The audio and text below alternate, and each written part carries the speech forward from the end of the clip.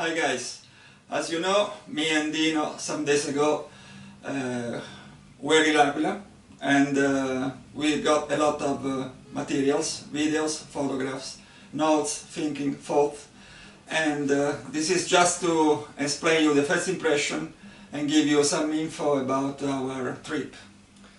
Yeah, so obviously we are not scientists, so all the information we got, all the interviews and the data we collected is just the type of data that you would collect if you were going on holiday somewhere or in an adventure and would ask questions to people. So no scientific value, but in terms of adventure it's a real, true, authentic adventure.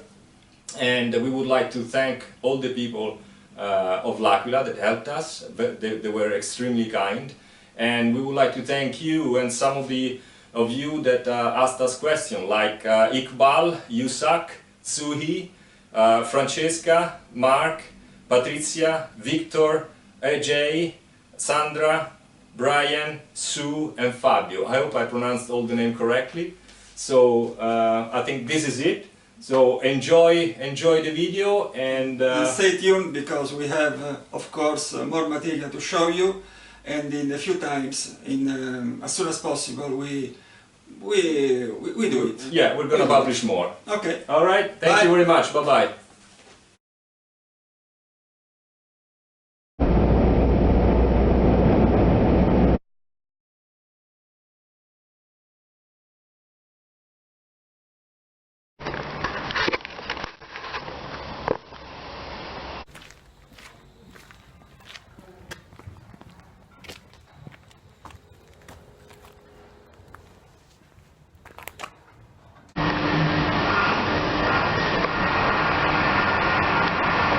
Dino, first impression? I have no words. That's incredible, isn't it? Yeah.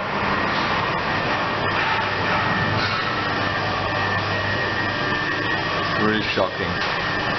Really shocking. An earthquake happened 10 years ago, not yesterday.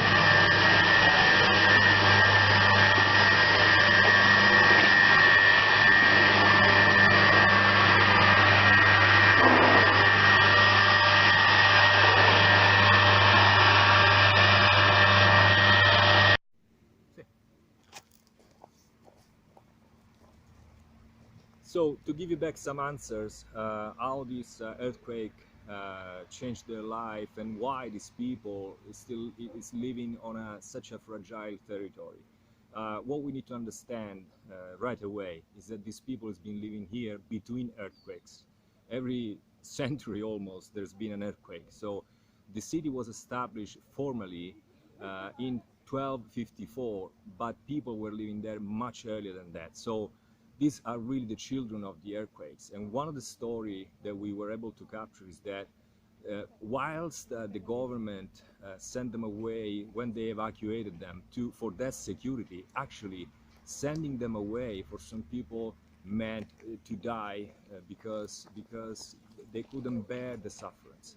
So it's funny how their security transformed actually into a cause for their disease. Yeah, and the funny thing that happened in these 2 days is that we met young, old people, male, female, and there is not a unique truth. There is minimum a couple of things to look the situation.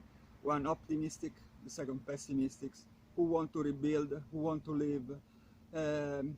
You know, it's a very a lot and various way of thinking. Yeah, I mean, one of the testimonies that they told us that 15,000 people moved away and they don't even want to come back here.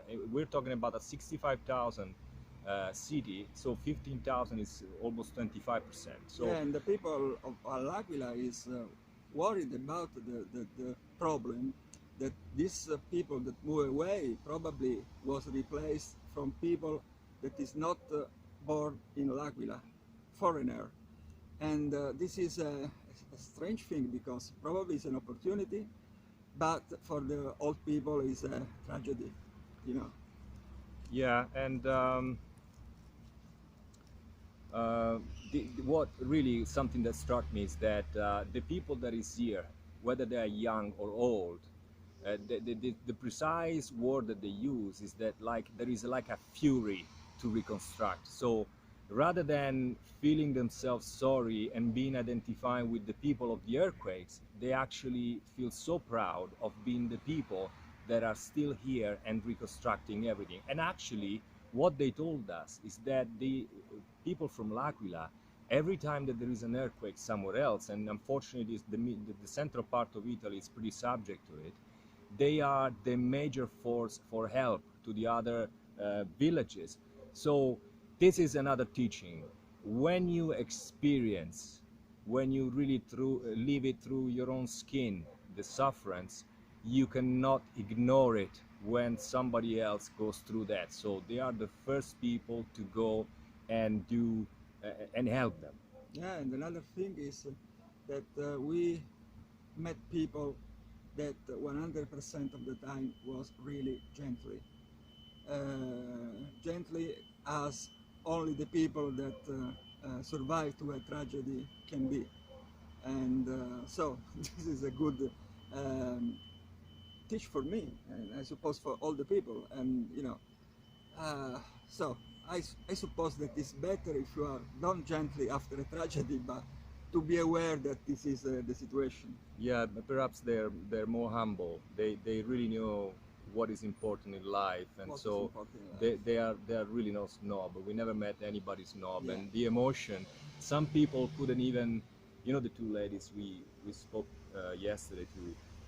One in particular, as soon as we asked them a few questions about the earthquake, was almost going to cry. So his her voice was broken at times, so it's still very emotional. So maybe for us, because we lived it through the media, Yeah. it's an old thing, but it is not. It's still a very alive thing for the people that are here. Like the young boy talking us about the two students that are Oh, the guys got an that, experience in yeah, Japan, in Hokkaido, in order to have a real experience about the people that live with the earthquakes. yeah, and these are the guys that were born after year 2000. So Yeah. I think it's Generation Z, what they call them, right? Generation earthquake. That's right. So Generation Earthquake, actually, now with all the things that we know, the media coverage and the information, so for us, this is the good aspect of the media. Everybody knows about anything. So today, in the current environment, these guys were able to say, okay, why don't we just go, take a trip, we go to Japan and learn what is it that, you know, we need to transfer back to our city. Talking something like the problem is not God, is not the politics. The problem is just our strong persistency to rebuild. So yeah, so I think there is a lot there, and I hope this makes sense to you guys, and you find it valuable. So until next video, thank you very much.